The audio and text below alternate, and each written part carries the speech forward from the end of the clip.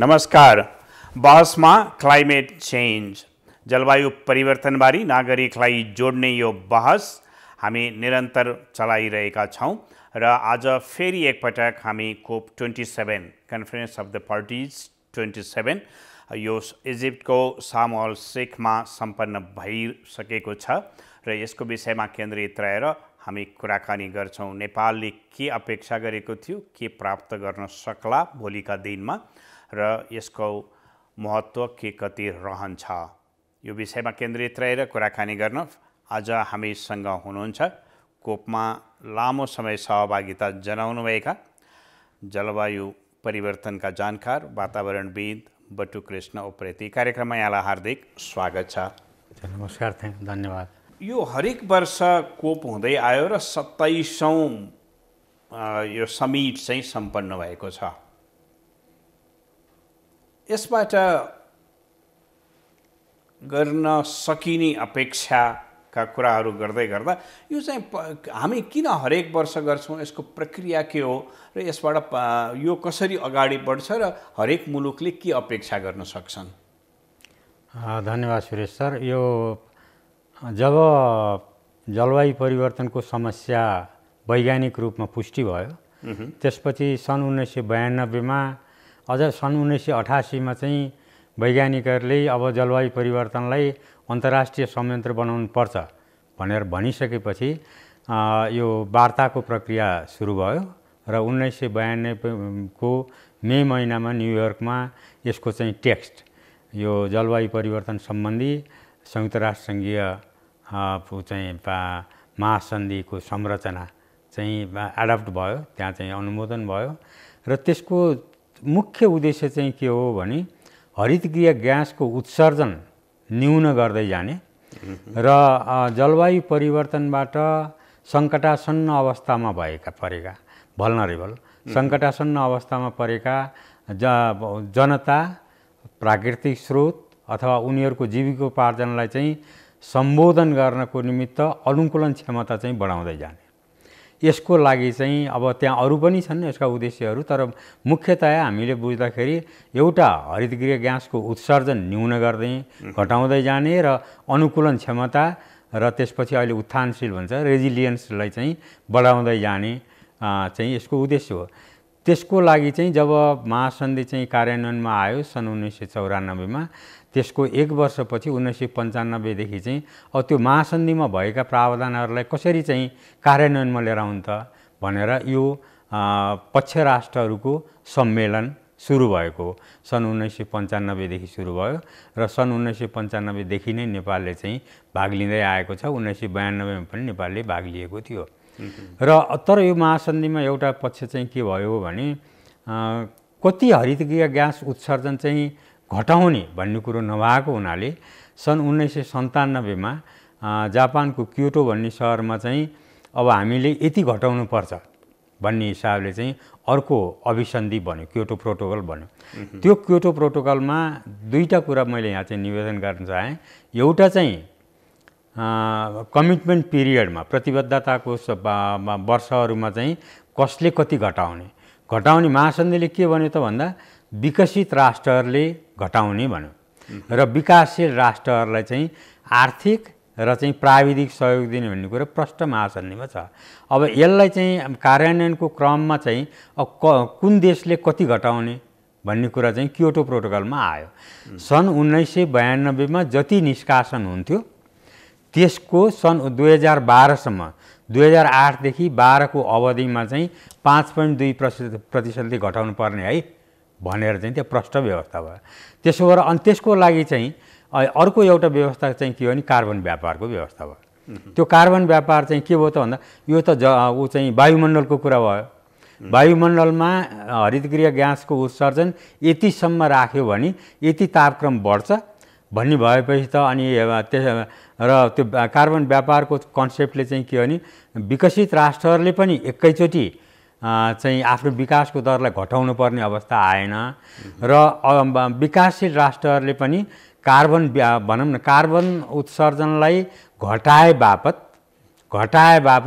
त्यसको चाहिँ त्यसबाट आर्थिक चाहिँ लाभ क्षतिपूर्ति जस्तो पाउने भए आर्थिक लाभ म क्षतिपूर्ति नै त भन्दिनँ अब अन्तर्राष्ट्रिय कानुनमा चाहिँ। तर के भयो भने यसलाई चाहिँ आफूले जति चाहिँ सेक्वेस्ट्रेट भनौँ न अथवा चाहिँ जति घटाउन सकिन्छ त्यति बेच्न पाइयो। त्यसको दर पनि चाहिँ ऊ छ। जस्तो सन् 2005मा नेपालले 1 टन कार्बन डाइअक्साइड बराबर यो र सबै चाहिँ हरितगृह ग्यासलाई कार्बन डाइअक्साइडमा इक्विभ्यालेन्ट भनेर मानेको छ।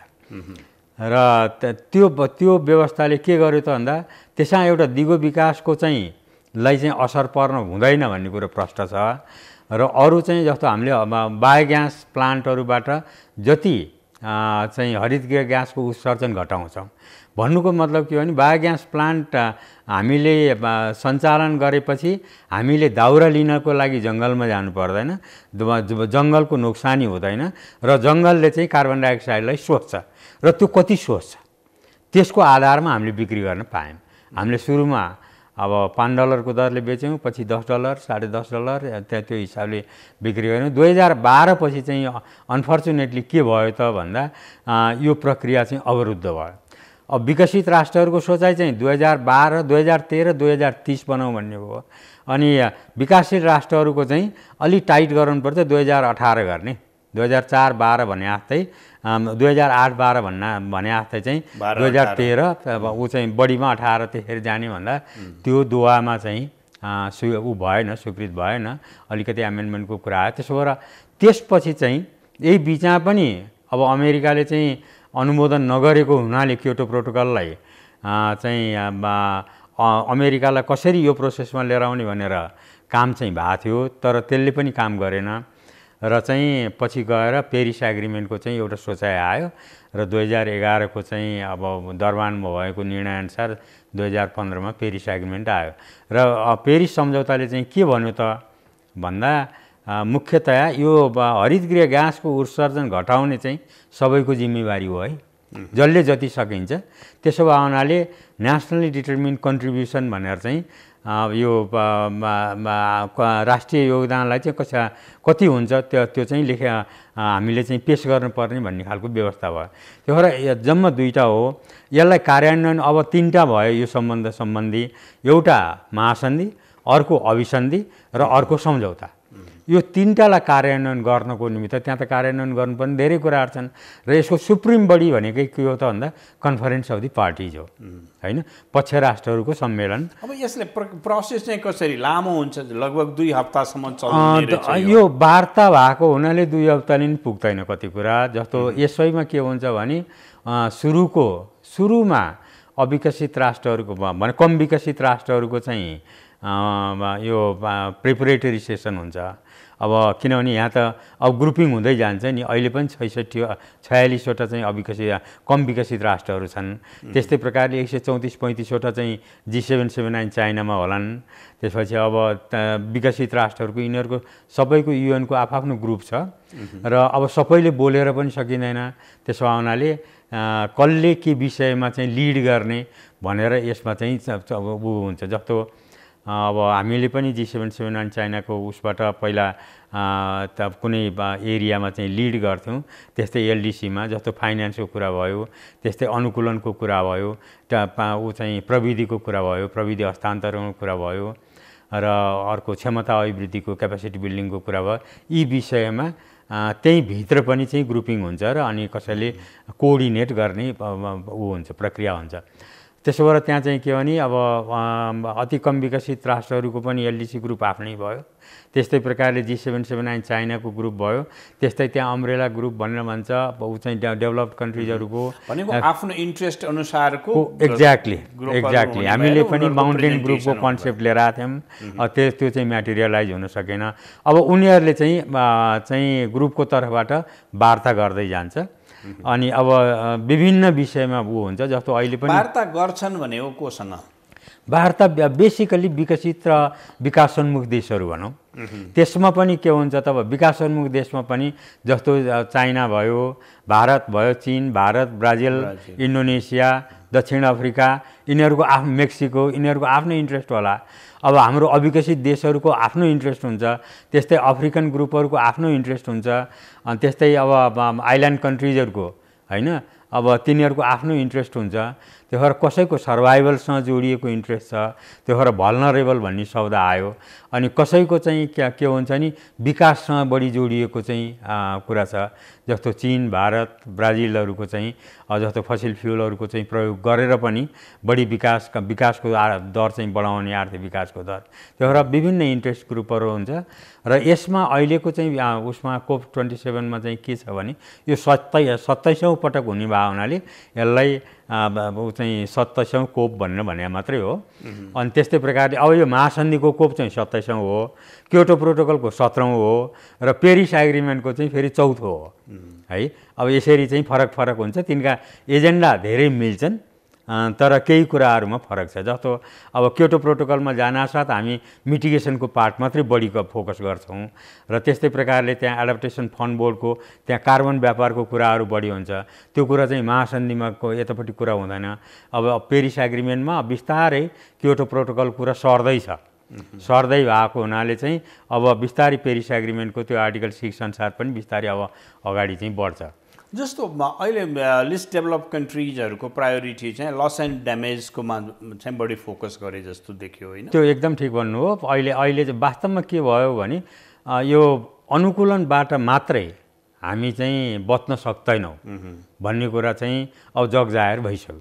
त्यो जगजाहेर भइसक्यो हुनाले अर्को के त भन्दा अब हानि नोक्सानीको विषय त्यो कन्सेप्ट महासन्धिमा थियो। त्यसैलाई अगाडि बढाउँदै जाँदाखेरि 2012मा अब ऊ चाहिँ नेपालको पनि राम्रै लिडरसिप भएको थियो। त्यतिखेर दोहामा चाहिँ एउटा लस एन्ड ड्यामेजको इन प्रिन्सिपल एग्री भयो। त्यसपछि वार्सामा गएपछि चाहिँ के भयो त भन्दा 2013मा यो पक्ष राष्ट्रहरूको चाहिँ सम्मेलन पोल्यान्डको वार्सामा भएको थियो। त्यहाँ चाहिँ एउटा इन्टरनेसनल मेकानिजम बनाऊ भनेर वार्सा इन्टरनेसनल मेकानिजम बन्यो। अब त्यसले चाहिँ के गर्यो त भन्दा साँच्चै नै यो समस्या हो कि होइन, कति हो, के गर्यो, अनि फ्रेमवर्क टाइपको बन्छ। अनि त्यसपछि एडक वर्किङ ग्रुपहरू बन्छन्, ऊ चाहिँ के अरे बैठकहरू हुन्छ, त्यस्तै प्रकारले कार्यशालाहरू हुन्छ। अनि यसको आधारमा बिस्तारै डेभलप हुँदै जान्छ। तर हालका वर्षहरूमा त्यसपछि सान्टियागो नेटवर्क चाहिँ आयो उसमा चिलेमा, अनि बिस्तारै प्रगति चाहिँ त्यसरी हुन्छ। तर अहिले के भयो भने अब समस्या चाहिँ झन् बढ्दै गयो। क्लाइमेट इन्ड्युस डिसास्टरहरू चाहिँ एकदम बढ्दै गए।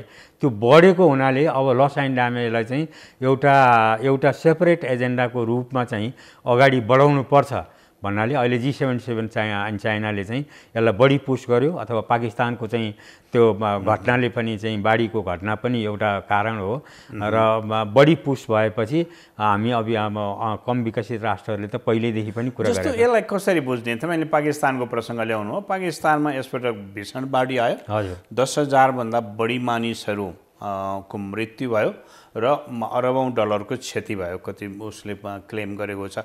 अब त्यो लस एन्ड ड्यामेज चाहिँ उसको जति लस भयो त्यसलाई चाहिँ परिपूर्ति गर्ने कुरा हो यो? विकसित राष्ट्रहरूले पनि क्षतिपूर्तिको कुरा आउँछ यसमा भनेर अहिलेसम्म रोक्या भन्ने मेरो बुझाइ हो।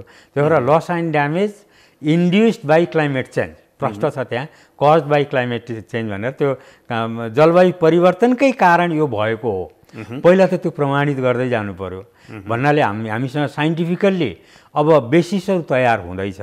तैपनि अब लोकेसन स्पेसिफिक केसमा चाहिँ यो क्लाइमेट चेन्जकै कारणले हो कि होइन भन्न त त्यति सहिलो छैन। अब अहिले चाहिँ माग चाहिँ के भयो त भन्दा एउटा सब एजेन्डामा चाहिँ लस एन्ड ड्यामेज पर्यो होइन। ऊ चाहिँ सब एजेन्डामा पर्या हुनाले पनि र फाइनेन्स अन्तर्गत लस एन्ड ड्यामेजको फाइनेन्सियल फ्यासिलिटीको कुरा गरे हो एउटा। अब फाइनेन्सियल फ्यासिलिटी मेरो बुझाइमा चाहिँ के हो भने त्यो पनि दिगो हुँदैन। किन दिगो हुँदैन भने सबै प्रकारका फाइनेन्सियल फ्यासिलिटीहरू चाहिँ यो प्लेज बेस्ड छ। प्लेज बेस्ड भएको हुनाले अहिले पनि एउटा निर्णय भएको छ, प्लेज जसले विकसित राष्ट्रहरूले गर्नुभएको छ यति पैसा दिने भनेर।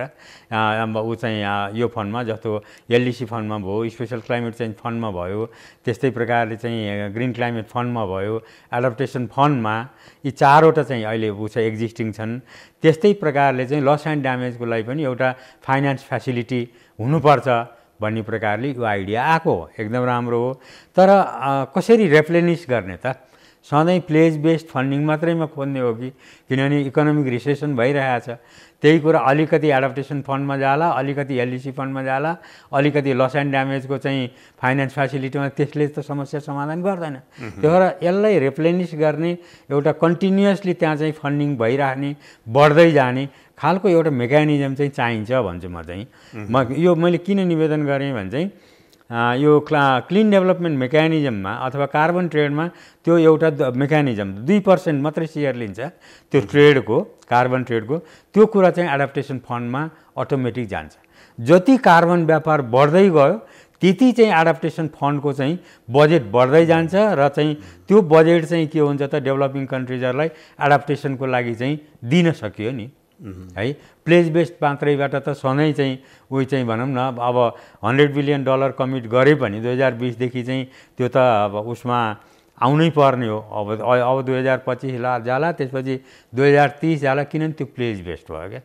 आफ्नो इच्छा अनुसार भोलन्टरी कन्ट्रिब्युसन भएको हुनाले अहिलेको ऊ चाहिँ तर जस्तो एउटा उनीहरूले $100 बिलियन चाहिँ लिस्ट डेभलप कन्ट्रिजहरूको लागि सपोर्ट गर्ने भने हो नि त पर इयर, सबै डेभलपिङ कन्ट्रिजहरूलाई पर इयरको बजेट हो। तर उनीहरूले प्लिज गरेको भरमा त्यो फन्ड जम्मा हुन्छ भन्ने त देखिएन। एकदम ठिक हो होइन? त्यसो हुँदा त्यसको रेगुलर रिसोर्सेसका लागि चाहिँ केही गर्न सकिँदैन? अब के हुँदो रहेछ भने युएनको बैठकहरू चाहिँ नर्मल्ली भोटिङ हुँदैन, युनानिमस डिसिजन भनौँ सबैको हो। कसैले केही कुरा चाहिँ अब ऊ चाहिँ कोही अब भनौँ न विकसित देश अथवा विकासशील अथवा अति कम विकसित कसैले मानेन भने पनि चाहिँ त्यो नर्मली चाहिँ त्यो ब्राकेटेड हुन्छ, त्यसको निर्णय चाहिँ गर्ने चलन छैन। अब अहिलेको राम्रो पक्ष चाहिँ उसमा चाहिँ के भयो त भन्दा लिडर समिट भयो।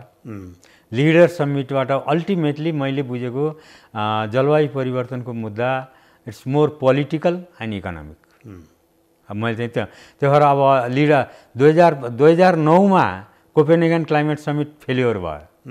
किन भयो त भन्दा लिडर समिट अथवा head of the state, head of the गभर्मेन्टहरूको मिटिङ चाहिँ लास्टतिर भयो।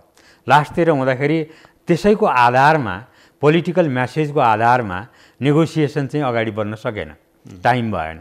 त्यही कुरालाई चाहिँ गएर चाहिँ 2015 ऊ चाहिँ उसमा 2015मा त्यस्तो भयो। 2021मा उसमा जाँदाखेरि चाहिँ के अरे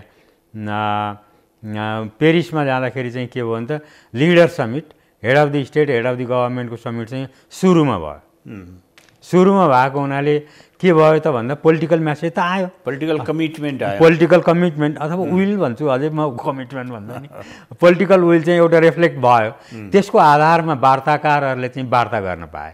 अहिले पनि 112 अहिलेको लेटेस्ट अनुसार 112वटा विश्वका चाहिँ नेताहरूले चाहिँ सुरुमा यो उसको नोभेम्बरको 7 र 8मा एउटा ऊ चाहिँ कसरी चाहिँ यो क्लाइमेट इमर्जेन्सीलाई, क्लाइमेट क्राइसिसलाई एड्रेस गर्ने, यो रिस्कलाई कसरी एड्रेस गर्ने भन्ने प्रकारले आफ्नो ओपिनियनहरू दिए।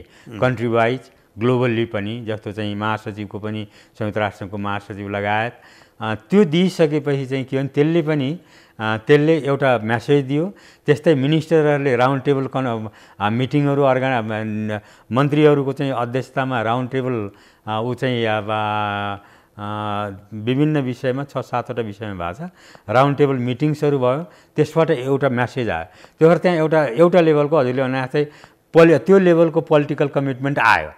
अब यसलाई चाहिँ कसरी चाहिँ अब ट्रान्सलेट गर्ने अपरेसनल डकुमेन्टहरूमा, निर्णय गर्ने डकुमेन्टहरूमा, जस्तो लस एन्ड ड्यामेजकै डिसिजनमा चाहिँ के लिएर आउनु त, के कुरा हाल्ने? अहिले अप्सन 1, अप्सन 2, अप्सन 3 छन्। नेपालले चाहिँ यो 27मा त्यहाँ प्रोजेक्ट गरेको कुरा चाहिँ के हो? नेपालले 16 तारिखमा भनौँ न 4 दिन अगाडि चाहिँ आफ्नो स्टेटमेन्ट चाहिँ दियो। त्यसमा माउन्टेनको इस्युहरू छ र चाहिँ ऊ चाहिँ टेम्परेचर तापक्रमको चाहिँ वृद्धि चाहिँ 1.5मा चाहिँ बढीमा 1.5मा चाहिँ सीमित गर्नुपर्छ भन्ने कुराहरू आयो। नेपालको राम्रो पक्ष चाहिँ बायोल्याटरल मिटिङहरू चाहिँ अलि धेरै नै भएको छ, त्यो देखिन्छ। र चाहिँ जिसिएफसँग, एफसिडिओसँग, ब्रिटिससँग बढी चाहिँ देखिया जर्मनहरुसँग चाहिँ कुराकानी भएको छ र त्यसले एउटा चाहिँ रिसोर्स जुटाउनको निमित्त सहयोग गर्छ जस्तो लाग्छ। अर्को कुरा चाहिँ नेपालले यो साइड इभेन्टहरुमा बढी पार्टिसिपेट गरेको देखिन्छ र हाम्रा कुराहरू हामीले यहाँ गरेका कामहरू हाम्रा अनुभव हाम्रा सिकाइहरूलाई चाहिँ त्यहाँ चाहिँ प्रोजेक्ट गर्न चाहिँ प्रोजेक्ट गरिएको जस्तो चाहिँ देखिन्छ। तपाईको अब्जर्भेसनमा नेपालको प्रेजेन्टेसन चाहिँ इफेक्टिभ नै जस्तो देखियो। पार्टिसिपेसन भएको छ। अब दुईटा प्रकारले हेर्नुपर्ने हुन्छ नि त। अलि यो त्यति राम्रो चाहिँ त हैन। अब जस्तो कति ठाउँमा हाम्रो पोजिसन बेस्ड हुन्छ कि अब विषयमा आधारित विज्ञहरूको चाहिँ वो हुन्छ पार्टिसिपेसन हुन्छ, त्यो पनि महत्त्वपूर्ण हुन्छ। र नेपालले अहिले बिर्सेको कुरा जस्तो मलाई लागेको चाहिँ के लाग्छ भने लापाको कुरा चाहिँ बिर्सियो, local adaptation plan for action. हामीले 2011 मा त्यो चाहिँ लिएर आउँदाखेरि चाहिँ त्यो चाहिँ नेपालको ब्रान्ड भएको थियो। अहिले पनि ब्रान्ड नै छ जस्तो लाग्थ्यो मलाई। तर अहिले चाहिँ धेरै लोकल्ली लेड एडाप्टेसन भनेर अर्को टर्मिनोलोजी चाहिँ कोइन गरे रहेछ। कोइन गरे त मलाई पनि थाहा थियो, तर चाहिँ बढी त्यसमा फोकस गरेर नेपालले आफ्नो ब्रान्ड चाहिँ बिर्सियो जस्तो लाग्यो। र अनि अर्को चाहिँ हाम्रो चाहिँ ब्रान्डिङ चाहिँ के हो भने मोर देन 80% चाहिँ रिसोर्सहरु चाहिँ फिल्ड लेभलमा जाने भनेर नेपाल पहिलो कन्ट्री हो। यो ऊ चाहिँ 2011 को चाहिँ क्लाइमेट चेन्ज पोलिसीमा चाहिँ इन्क्लुड गर्ने। त्यो कुरा अहिले 2019 को पोलिसीमा पनि छ, सन् 2019। त त्यो कुरालाई पनि रिफ्लेक्ट गरेका छन्। त्यसैको आधारमा एलडीसीहरुको भिजन 2050 मा मोर देन 70% भनेर चाहिँ उनीहरूले अब गरेछ। त्यति चाहिँ लोकल लेभलमा चाहिँ जानुपर्छ फन्डिङ चाहिँ, अथवा बेसिकल्ली त्यो एडाप्टेसनको लागि होस्, अथवा त्यो टेक्नोलोजी डेभलपमेन्टको लागि होस्, अथवा क्यापासिटी बिल्डिङको लागि होस्, अथवा चाहिँ अब हरित ग्यासको उत्सर्जन घटाउने नै किन नहोस्। अनि ती पाटो अब त्यसमा चाहिँ यो स्थानीय स्तरका कार्यक्रमहरुमा चाहिँ त्यो फन्डिङ चाहिँ च्यानल हुनैपर्छ भन्ने खालको चाहिँ त्यसैको रिफ्लेक्सन हो जस्तो लाग्छ। अब त्यसको आउटपुटमा हेर्यो भने चाहिँ के रहला? अब मैले यसलाई चाहिँ दुईटा प्रकारले हेर्छु। एउटा चाहिँ लर्निङ पनि हो यो।